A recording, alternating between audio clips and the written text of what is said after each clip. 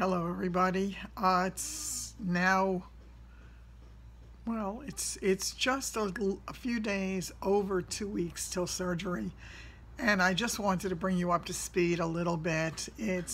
Friday will be 2 weeks since the end of radiation. The horrible pain that I was in is not anywhere near what it was. The Eucerin that I'm using, the Eucerin cream is wonderful. It really is very, very healing, and I put it on every day. And I've had a lot of peeling, but I haven't had a lot of itching. And the skin is nice and supple, I guess because I have been applying that on a regular basis. I was feeling horrible last week, absolutely horrible, worse than I did when I was having the treatment. And they did say that it was cumulative and it would get worse for a week or two, and then it would start to get better. And by the time 4 weeks had gone by, I would likely be feeling a whole lot better. But of course, then I'll be in surgery and I'll be feeling a whole lot worse. I met with the surgical oncologist yesterday, and I signed off on the surgery, and it's supposed to be done early in the morning unless anything changes on Friday the 13th. So they also told me what originally she had told me would be a 4.5 to 6.5 hour surgery now looks like it's going to be a 10 or more hour surgery. But when I asked her how come the change, she said her part was going to be the 4.5 to 6.5 hours, and then the plastic surgeon comes in and does his part, and he has to do it so that they maximize my ability to heal and not to have any complications afterward from infection or anything like that, because my skin's been compromised by the radiation. So I'm still going through the final testing. I've got a meeting with the plastic surgeon today to sign off. I have a CAT scan today. I've got an MRI tomorrow. I might be having a stress test on Monday. I want to see if I can possibly get away with that.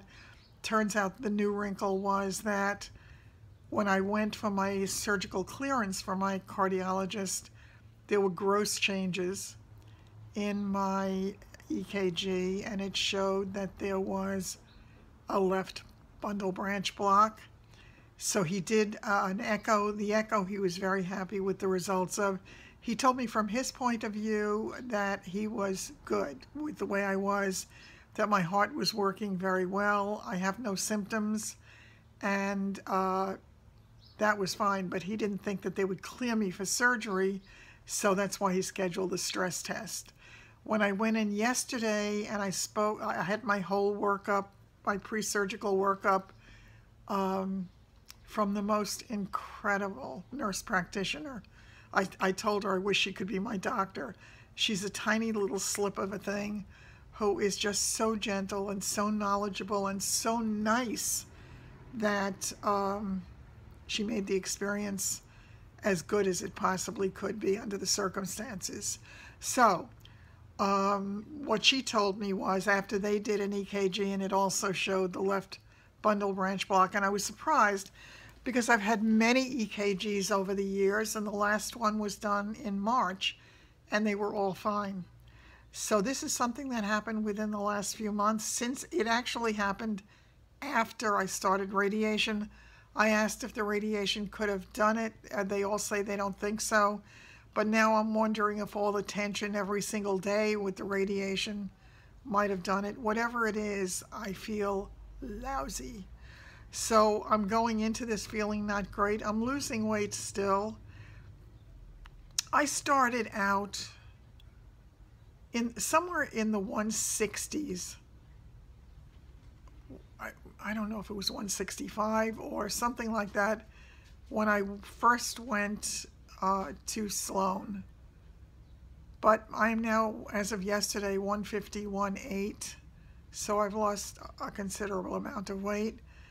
And I wish I hadn't, but I've been so nauseous and sick and having all those side effects and all kinds of bowel issues. So I really have not felt well, and I would have liked to go into this feeling more in control and in better physical shape, but it is what it is. So I'm definitely going to be back, or at least I'm planning to, before I do go into the hospital, because at that point I'm not sure when I'll be able to be back. It's a huge, long surgery, and I imagine recuperation is not going to be a walk in the park. So once again, I'm going to ask my prayer warriors to do what you've been doing and just continue. And I'm grateful for it, and I appreciate every one of you. I'm hoping still for a great outcome. The doctor, of course, told me all the horrible things that could happen, and all the things I could be living with, and all the things that I could have that don't work. But I looked at her at the end and I said to her, I think you're going to do great.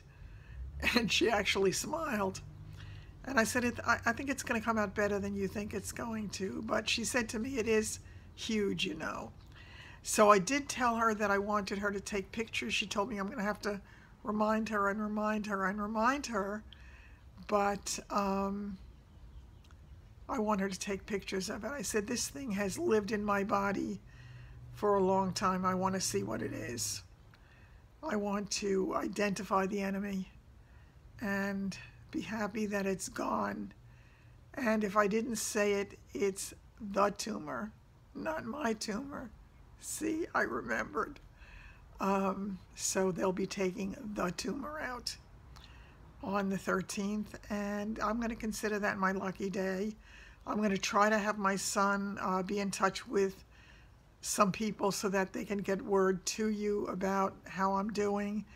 As soon as I'm able to, I'll try to do a short video, but I imagine that it's going to be a huge incision. It's going to be a very long surgery.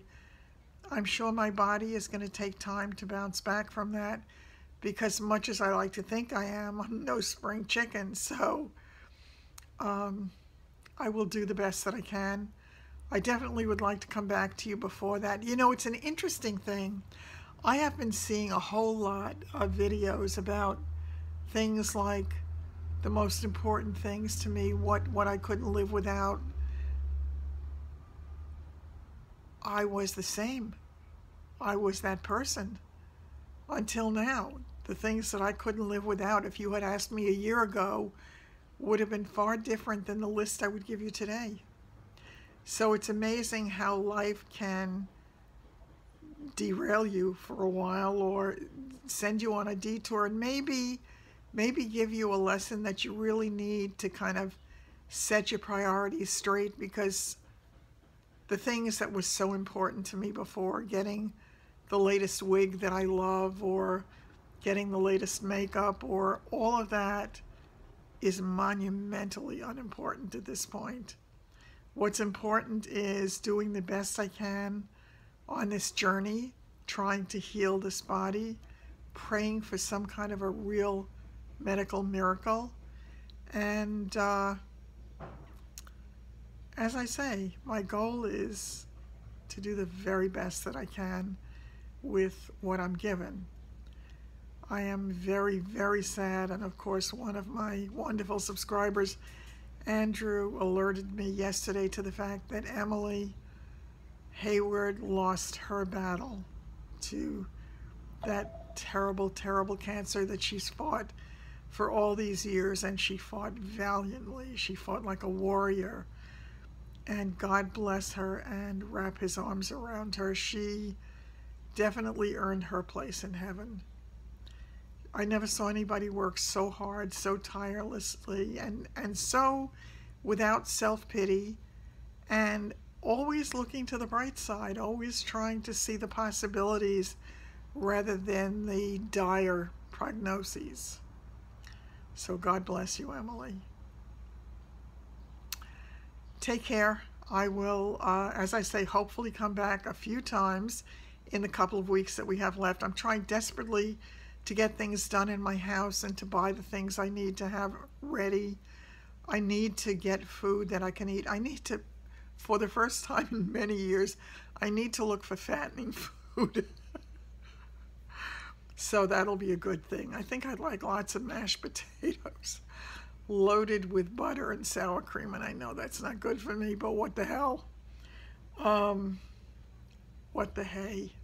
Sorry about that. So I'm going to do a little bit of shopping, and as I say, trying to get things organized. I need to put in place things like plastic cups and flatware and dishes and all of that, so that there are very few things that need to be washed for the time that I come home. I imagine now that I know the intensity of the surgery, and I really think that there is a very good chance that I'll have to go into rehab before I come home. So I need to figure all that out. I have things I have to get taken care of for my dogs, for myself, for my house, for my friend, for David to be here and be able to do whatever it is he can do. And that's about it. If you can think of anything else that I should be aware of or preparing for, holler. Take care. I hope you have a great day. It's not a glorious day here, but it's a day. It's a day when I can get up, where I can get on my feet, where I can get on the move, and I can go. So it's a good day. Take care. Love you all.